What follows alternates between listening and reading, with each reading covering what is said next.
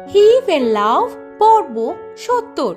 এই পর্বে দেখা যায় অর্ণা পুরনো শব্দটা শুনে যেন আকাশ থেকে পড়ে। আমি কি সেই আদিত্যকে চিনি যে আজ আমাকে পুরনো বলতে পারে? সত্যি ভালোবাসলে মানুষ কেউ কাউকে পুরনো বলতে পারে? বরঞ্চ ভালোবাসলে সেই মানুষটা কখনোই তার জীবনে পুরনো হয় না, সদা রঙিন হয়ে থাকে, মনের মধ্যে অনেক উৎসাহ দেয়। আর সেই আদিত্য আজ আমাকে পুরনো সম্পর্ক বলল। এতই যদি আমি পুরনো হব, আবারও কেন যোগাযোগ করেছিল? কেন আমার সঙ্গে আবারও কথা বলতে চেয়েছিল? কেন মেসেঞ্জারে এত যোগাযোগ করতো? আমি তো ওকে বলিনি আমার সঙ্গে যোগাযোগ রাখতে। কেন সব সত্যি কথা বলে আমার মনের সমস্ত অভিমানটা ভেঙে দিয়েছিল? আমি তো ওকে খারাপ ছেলে হিসাবেই জানতাম। বেশ ছিল ও আমার জীবনে এক দূর সম্পর্কের অতীত হয়ে। আমি ওকে ভুল বুঝে ভালো ছিলাম। নিজের কপালে যাই থাকুক না কেন, আমি ওকে খারাপ ছেলে ভেবে দূরে ঠেলে রেখেছিলাম। আজ সব সত্যি জানার পরে আমি ওর এই ব্যবহার মানতে পারছি না। কেন সব কিছু মনে হচ্ছে আমার জীবনে মিথ্যে কথা?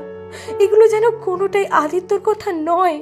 আমি ওকে চিনি, আমি ওকে বুঝি, আমি ওকে ভালোবাসি। তাহলে কি করে এই কথাগুলো আদিত্য বলতে পারে? তাহলে কি শুধু আমিই ভালোবাসি আদিত্যকে? ও কি আমায় কখনো একটুও ভালোবাসেনি? কিন্তু আমি যে কেন এটাও মানতে পারছি না, কেন আর ওকে চাইলেও খারাপ ছেলে ভাবতে পারছি না? কি হলো আমার? কেন এইভাবে কোনো মানুষ কাউকে অপমান করতে পারে, পুরনো বলতে পারে? এই বলে অর্ণা কান্নায় ভেঙে পড়ে।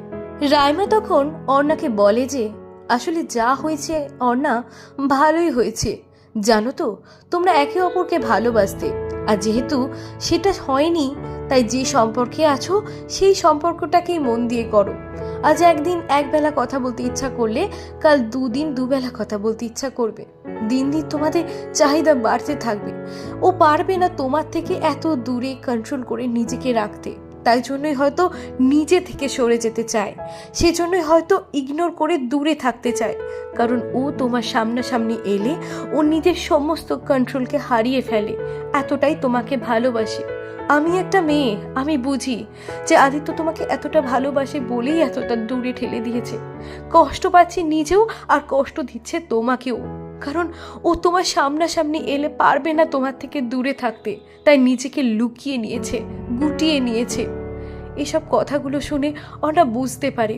সে রাইমাকে বলে যে আমিও এটাই ভাবছিলাম, আদিত্য আমাকে এভাবে ইগনোর করতে পারে না।